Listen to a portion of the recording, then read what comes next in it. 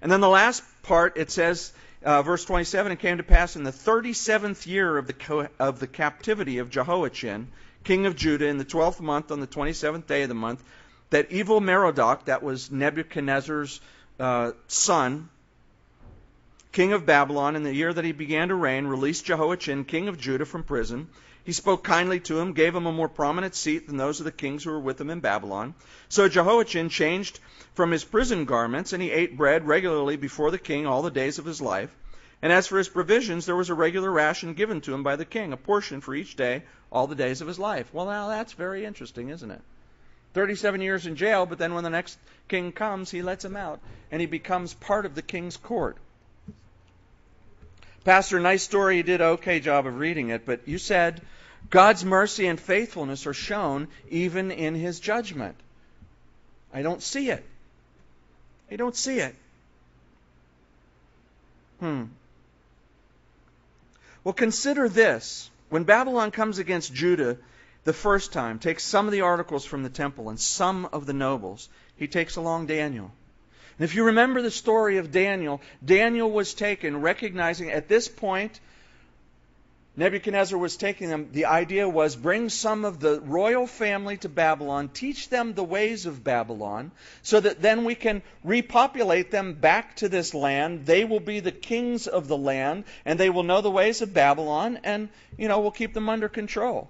But what was God's plan? God's plan was entirely different. God's plan was to set Daniel up as the second in command of Babylon, second only to Nebuchadnezzar in the empire, and eventually becomes the most prominent in the province of Babylon. Babylon was an empire, covered a lot of countries and areas. It was also a province. And Daniel became the head of the province of Babylon. Amazing. And so I think, and this is my own conjecture, I think one of the reasons that Jehoiachin got released from jail is because Daniel kept talking to Nebuchadnezzar and to Jehoiachin, who was probably more in line with his age, saying, come on now, you've destroyed Judah. They can't do anything. Why don't you let this guy out of jail? He hasn't done anything that badly. And look how the Jews have behaved here in Babylon. They have set their roots down. They've become good business people and farmers and so forth. They're not fighting with you here. Give it up, man. Why keep them in jail? Because Daniel was well known and was well respected by the king at that time. Interesting.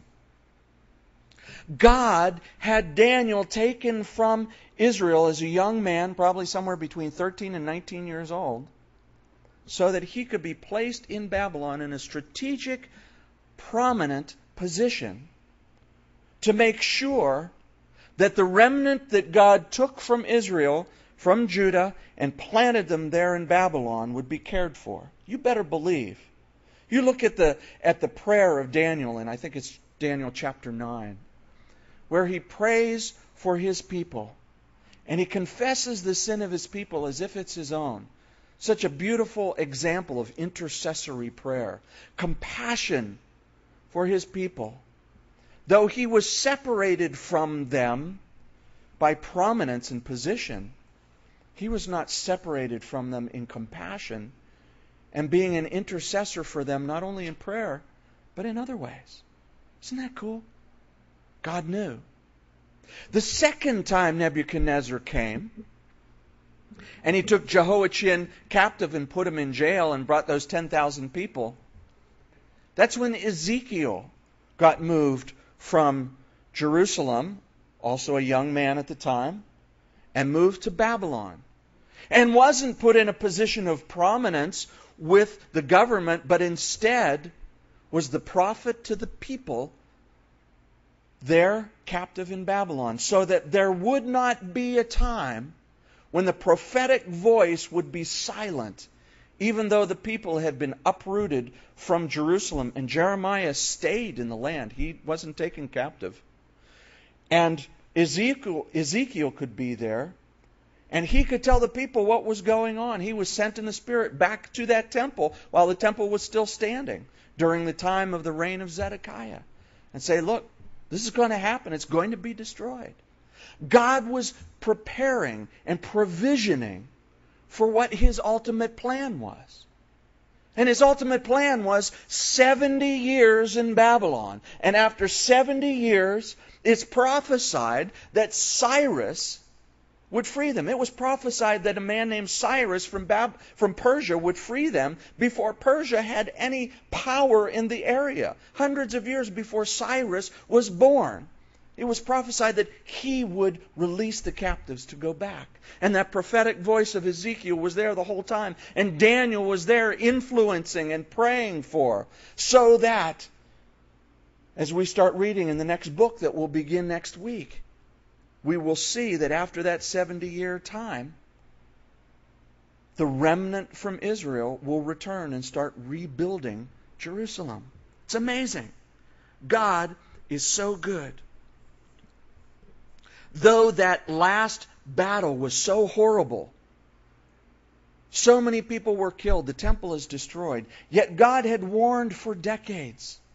And God had brought Babylon twice so that the people would know, hey, He's serious. He's serious. So that they were duly warned, so that they would know. God's mercy is shown in that He knows how to protect His own. Daniel, Ezekiel. Jeremiah was in prison when the last surge of the Babylonians came. So it would be obvious to any of the lowest level soldiers, the first into the city, they would know, okay, this guy isn't fighting against us, he's in prison. He's either a thief or he's on our side. So we don't have to worry about him. And then God cares for Jeremiah.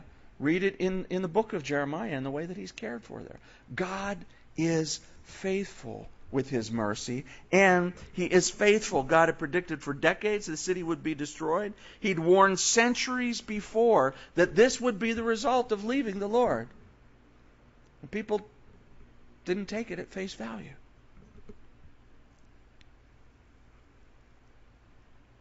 Okay, Pastor, so what? So what?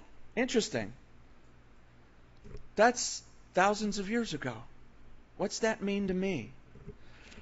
Turn to the book of Matthew, chapter 24.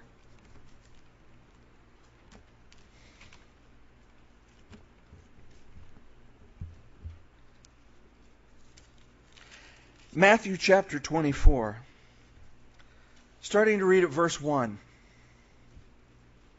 This is in the last days of Jesus' earthly ministry, before the crucifixion. It says, Then Jesus went out and departed from the temple, and His disciples came to show Him the buildings of the temple. This would be Herod's temple, an amazing work of architecture. And Jesus said to them, Do you not see all these things? Assuredly I say to you, not one stone shall be left here upon another that shall not be thrown down. Now in this passage, and in Luke, I think it's 21, Jesus speaks about two different judgments on Jerusalem. He speaks about one that would happen in AD 70. And He warns the people. He says, when you see the armies coming, get out of Jerusalem. Go into the wilderness and hide. For you will not escape. Jerusalem will not escape the judgment.